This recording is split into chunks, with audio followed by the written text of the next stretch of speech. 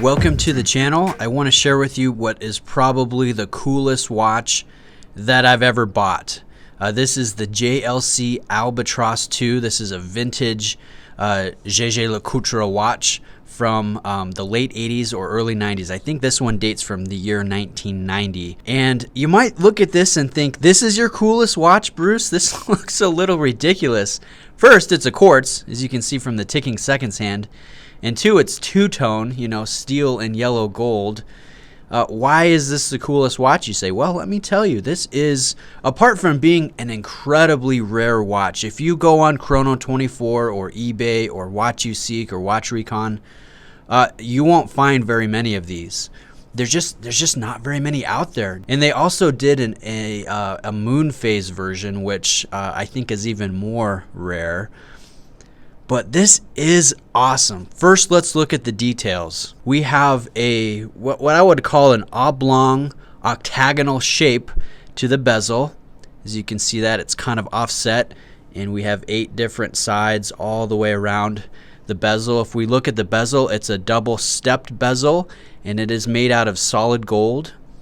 It's fitted with a sapphire crystal, which is an incredibly unique shape to fit that there.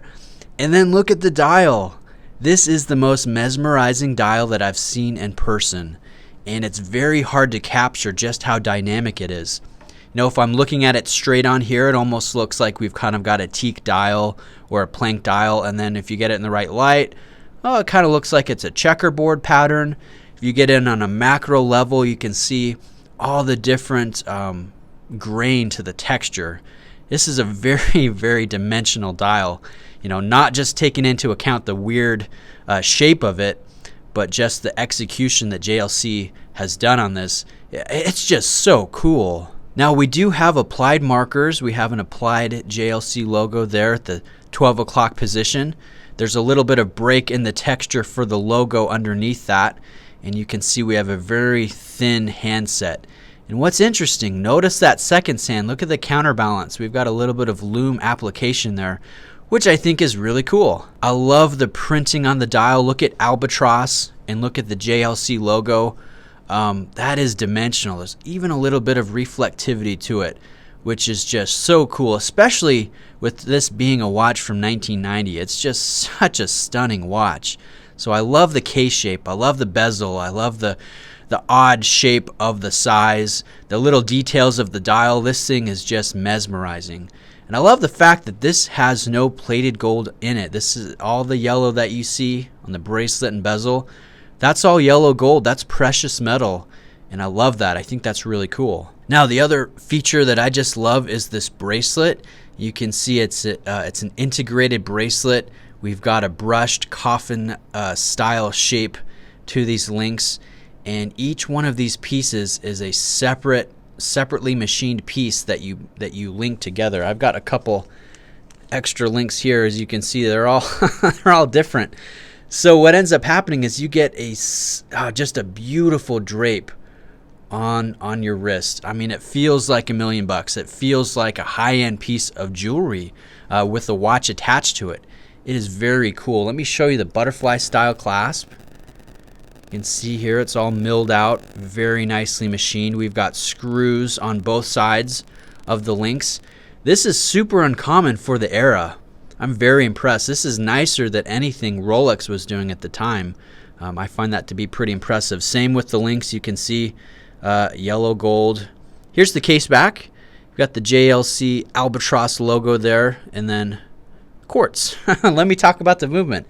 It's actually really cool. I'll drop in a few pictures so you can see what it looks like. But this is known as the Cal 606. This was, at the time, the very thinnest quartz movement in existence that had a central seconds hand and a date wheel. I mean, it is incredibly thin and very impressive looking too. I mean, if you look at this thing, you can see it's got a 10-jewel gear train. There's a nice little section in the center with the JLC logo where you can see some jewels. You can see some nice finish work. So, I mean, obviously this is not just a cheap quartz movement. It is very accurate. It is very well done. And the impressive part, it is so thin. So if we look at the watch, the overall height is only 6.15 millimeters. which is really cool considering the fact that this watch also carries 100 meters of water resistance. So in the end, it's just an incredibly cool piece from one of the nicest Swiss brands that you can buy. It's very, very rare. The details are amazing. The fit on the wrist is just, it's just so nice with this bracelet, this lovely bracelet, and I can't get over the dial. So in the end, I just love everything about this watch. I'm super, super pumped to be able to add it to the collection. I think it just works really well, and I think it complements my Tudor Prince date, my two-tone Prince date very well. I like wearing both of these watches. I know they're very similar. And so I just wanted to share it with you guys. This is probably the coolest watch in my collection. It is my very first JLC, and yes, it has made me want other JLCs in the future. So I bought this thing from my buddy Robert, who originally got it from Hudson Time, who is my trusted source for original vintage watches. They're an awesome dealer in New York, and I will be showing you some future purchases from there. I've got a GP coming from them that I'm excited to share with you. So stay tuned for that. Please let me know if you guys have any questions. Thanks for watching, and I'll catch you in the next video. Cheers. Fail.